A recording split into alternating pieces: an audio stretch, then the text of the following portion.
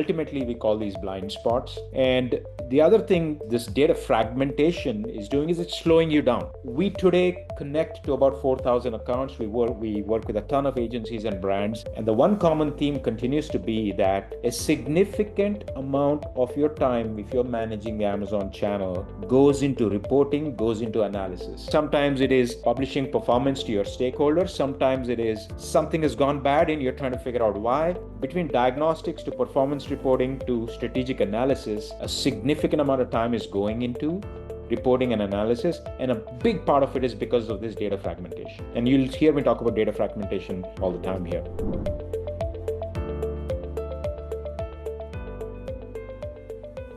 The title of the webinar kind of makes it clear as to what the agenda is. This happens to be a session I ran at Amazon Accelerate, which was a few weeks back. Got a ton of interest, so thought it would be worthwhile to rerun this. And the context is the following. If you look at what Amazon is doing, in fact, if you dial back 3 years and compare to now, 3 years ago, I think many of us complained about we don't get enough data. Seller Central had an API access, Vendor Central did not. There was no AMC, there was no hourly data.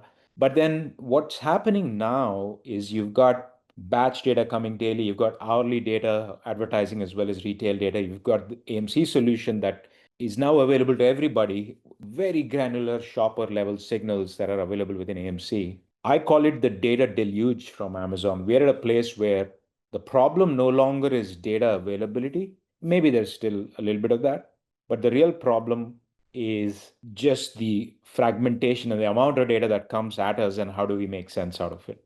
I like to put some simple frames around complicated things, so I'm not going to stop today.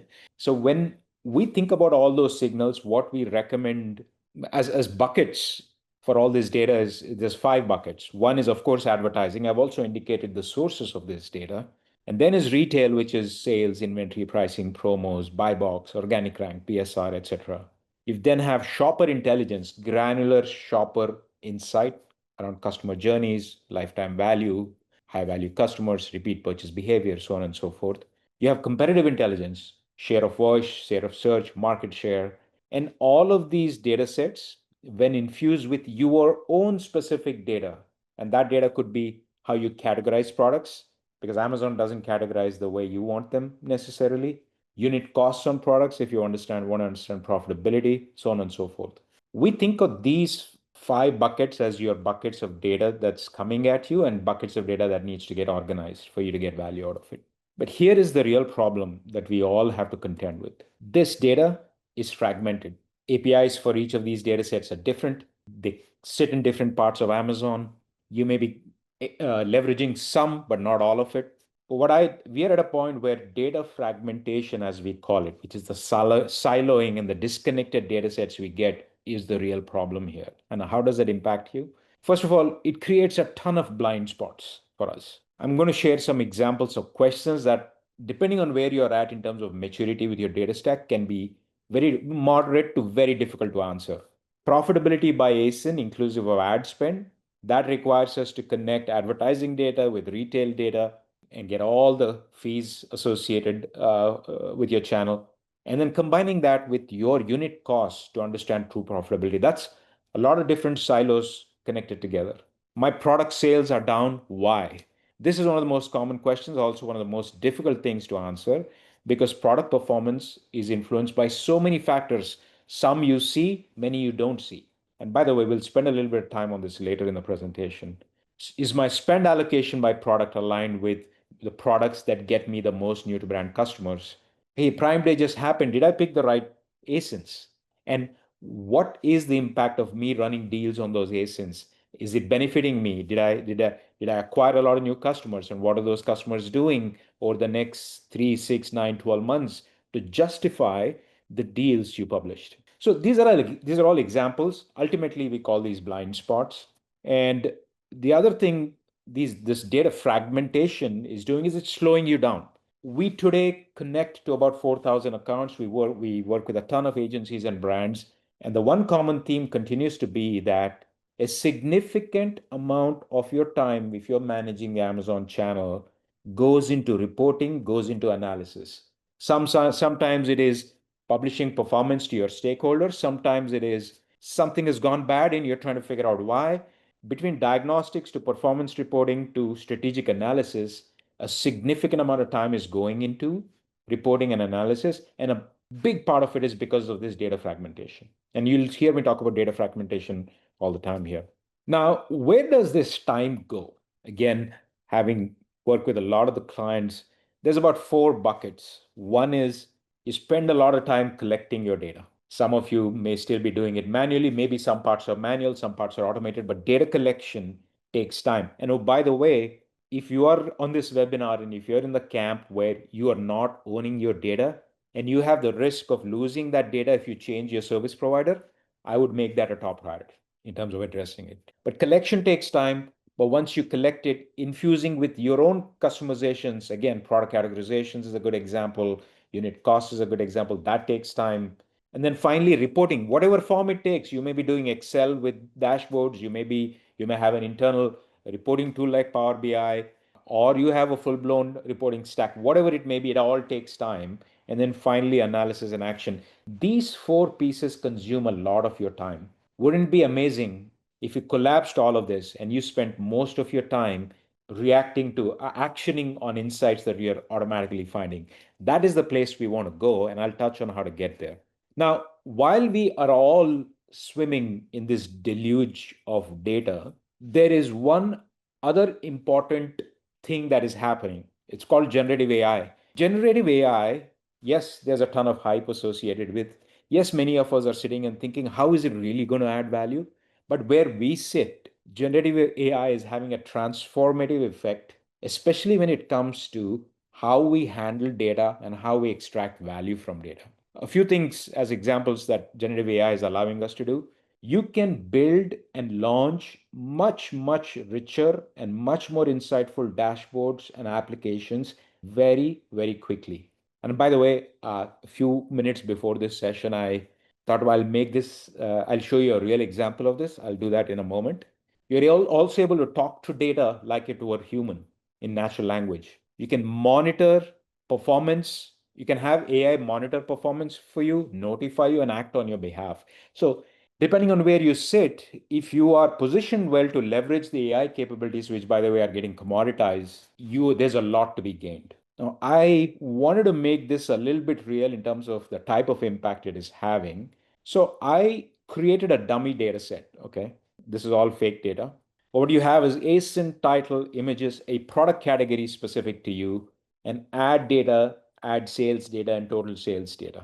Okay. I just took these 6 or 7 columns in a CSV and I gave generative AI one simple instruction. Okay. Couple of sentences. Build a dashboard with this data.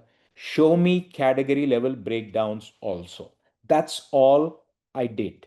It took about 3 to 4 minutes, did some thinking, and produced this dashboard. Let me show you what it looks like. So I'm sure it can do more, but this is me taking a data set and with a couple of lines, and it produced this dashboard. By the way, it messed up some images here, but I could spend time and get that fixed. But you get the idea that you can get to some really nice looking dashboards, especially related to what you might see in a Power BI or Looker Studio, what have you. But this took me exactly 3 to 5 minutes to produce. So this is a small example, but an example to make the point that with generative AI, if your data is sound, there's a lot you can do today. I'm going to switch back to my PowerPoint. Now, when I look at this data, it's kind of looks simple and all of that, but this is actually bringing together 3 silos of data. One is you've got advertising data coming from one source. You've got sales data coming from another source, and you've got product categorizations that is ingested by you. So as simple as that use case look, this also requires you stitching together 3 silos of information. So I hope the point about generative AI and potential impact is clear. Now, what I do want to emphasize is your ability to extract value from Gen AI is really tied to the quality of the underlying data and the organization of that data that you have. And that's what it boils down to. You can have all the fancy AI tools, they'll amount to nothing if the underlying data is not great. So, how do we get there with all this data? What is necessary? Okay.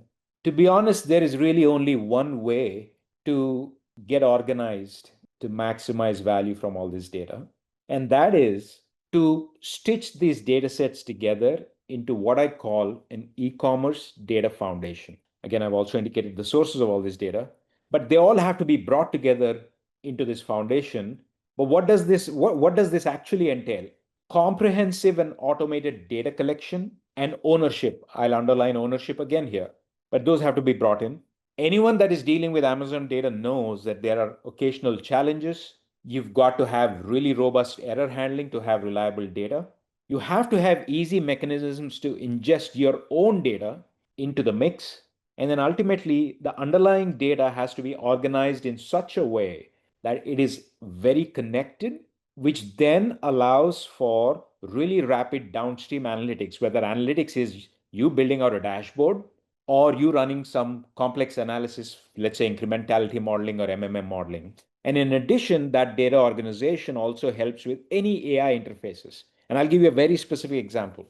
You take an ASIN today and you want to have a 360-degree view of performance, advertising, retail, inventory, pricing, so on and so forth. The underlying data has to be organized in such a way you'll be able to easily construct that 360-degree view of performance for a given product. Okay.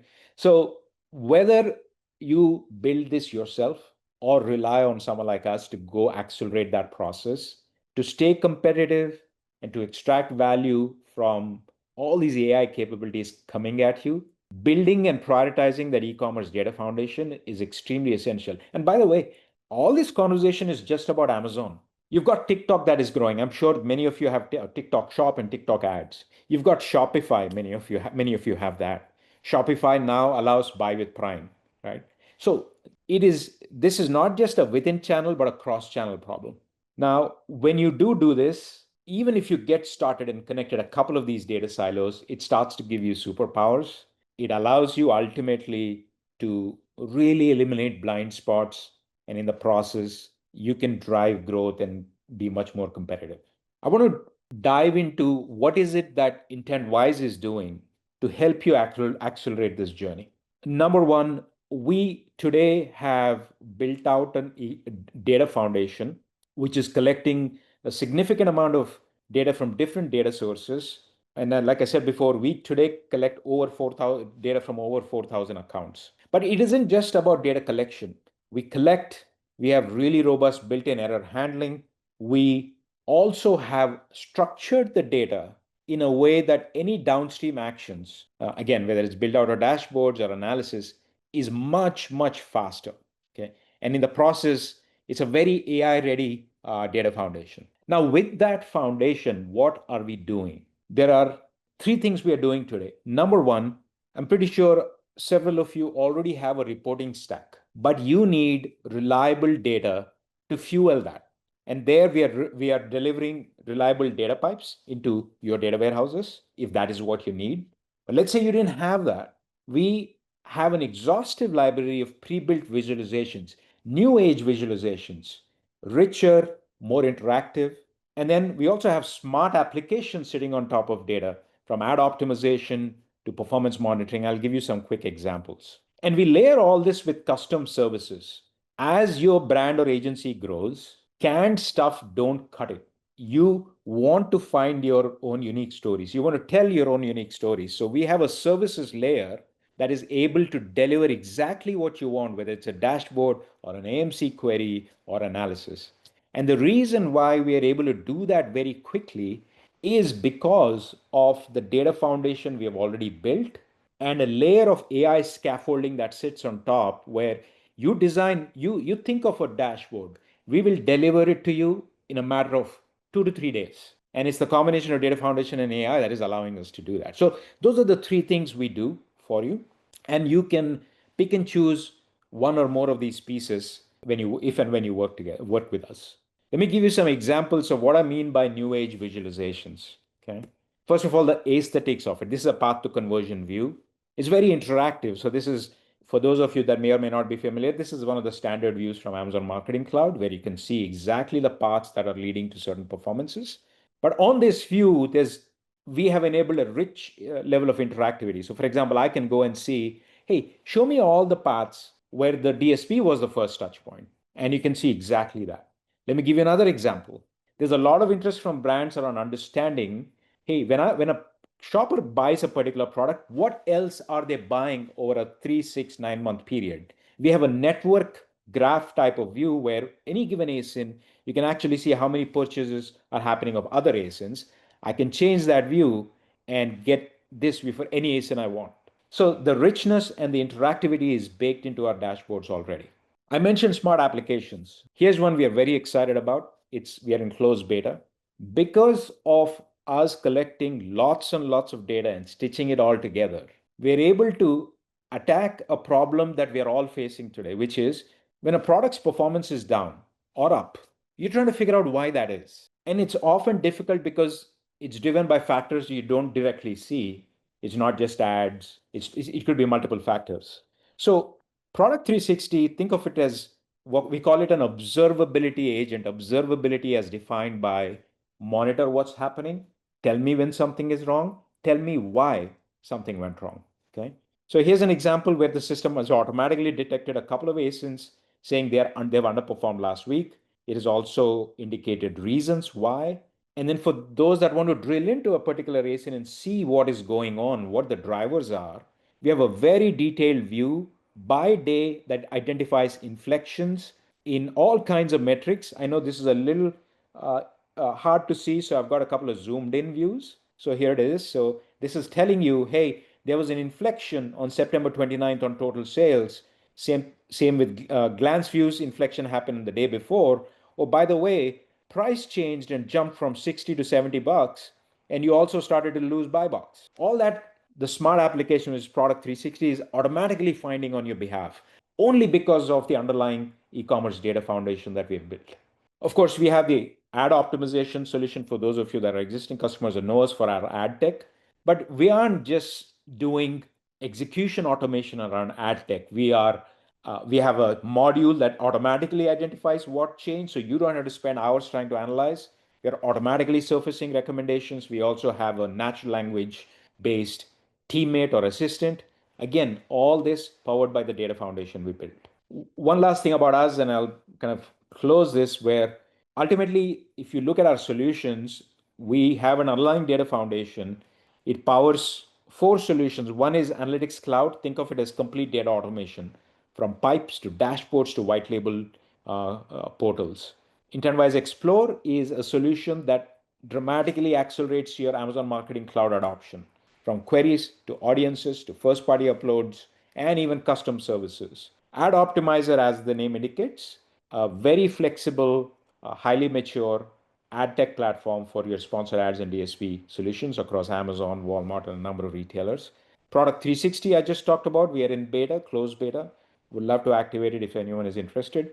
And then we complement all of this with our analytics services. And that could be to build new dashboards quickly, write custom queries for AMC, or do advanced analytics, whether it's incrementality modeling or MMM analysis, or anything like that. Right? That's our solution set. I want to close by saying whether you do this with us or do it yourself, it doesn't matter. It's the need here is to go start to build this data foundation and solve the data fragmentation problem. And in doing so, you will benefit from a lot of goodness that is coming at you from the industry, from an AI perspective, and you will go eliminate a ton of blind spots that you probably currently have.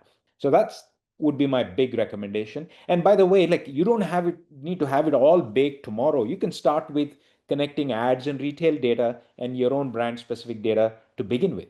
And if you have questions and thoughts around how do you move forward incrementally, how do you not make this massive capital expenditure product, but how do you make incremental gains quarter by quarter?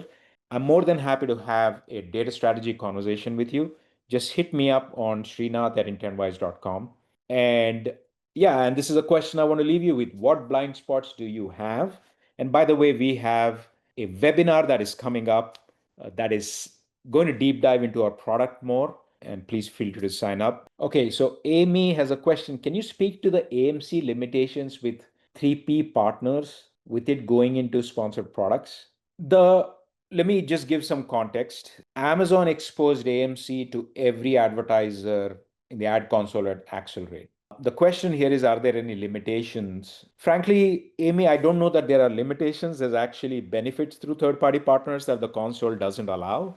Well, the benefit from third-party partners is beyond just the standard queries and libraries like someone like us, we have built additional insights that you don't see in the console, such as understanding abandoners by product, understanding lifetime value and repeat purchase behavior, looking at 5 years of data. So there's additional benefits. The there's another have you there's a question here. Have you heard any more intel on SQPR for vendors? SQPR is search query performance data.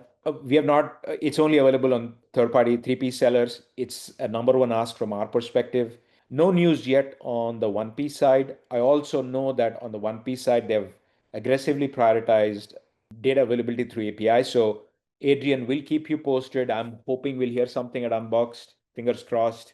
But we'll keep you posted on that. Let me see what other. So Amy has an additional question around access to multiple partners of the same AMC instance. Amy, how about we circle back with you with kind of precisely what the issues might be? I'll have my tech team get involved as well, and we'll get back to you. Uh, what do you know about Amazon search volume and AEO? Dana, just to clarify, are you referring to overall searches on Amazon versus what volume of the searches is driven through likes of ChatGPT? Is that the question? Or are you asking about search volumes by keywords? Like if you could just clarify, that'll be awesome. Oh yeah. There is, I don't have the exact number in front of me right now, but there is certainly, it's very clear that the ChatGPT search volumes are growing. Um, and I think if many of you would have seen, OpenAPI has partnered with Shopify, partnered with Walmart recently, but we have also seen updates that Amazon has blocked OpenAI's bots. So, what the exact percentage is, I do not know. What Amazon's strategy is going to be with ChatGPT, it'll be interesting to see. Obviously, they have Rufus that they are pushing, but as OpenAI makes more and more advances, to be honest, I'm super interested in seeing why wouldn't Amazon open up to OpenAI. But Dana, we'll just get back to you on any precise numbers that might have. Certainly, Amazon, I don't see any numbers published by Amazon just yet. And by the way, there's a few questions about AMC. The question in the audience is the ASIN purchase overlap only ad data or all data? Honestly, no. So in AMC, there's ad data and there's the organic data. And in the organic data, for a little bit of additional money, you can get a full 5 year look back. So the purchase view can be constructed on any of those data sets. Of course, the default is on ad data, but you can do that on any of the data sets. There's a question about Product 360. We are in closed beta now. If you have interest, just feel free to reach out. I've just shared some contact info. We're happy to activate some accounts and certainly get your feedback. There's a question about dashboard maker. So, Amir, just to be clear, in terms of building and making dashboards, our structure still is that you spec it out and we'll get it done. It's just that we use our internal tools and AI to get it done very quickly. A do-it-yourself dashboard builder is not something we currently have, but we certainly are in a place where you spec it out and we'll just get it done for you very quickly. Appreciate all the questions. I'll just add that we have a lot more updates coming, especially on the data analytics front. Keep an eye out and reach out to us if we can be of help. But thank you so much. Thank you, Adrian. And by the way, Adrian, if you're coming to Unbox, let us know. Love to meet.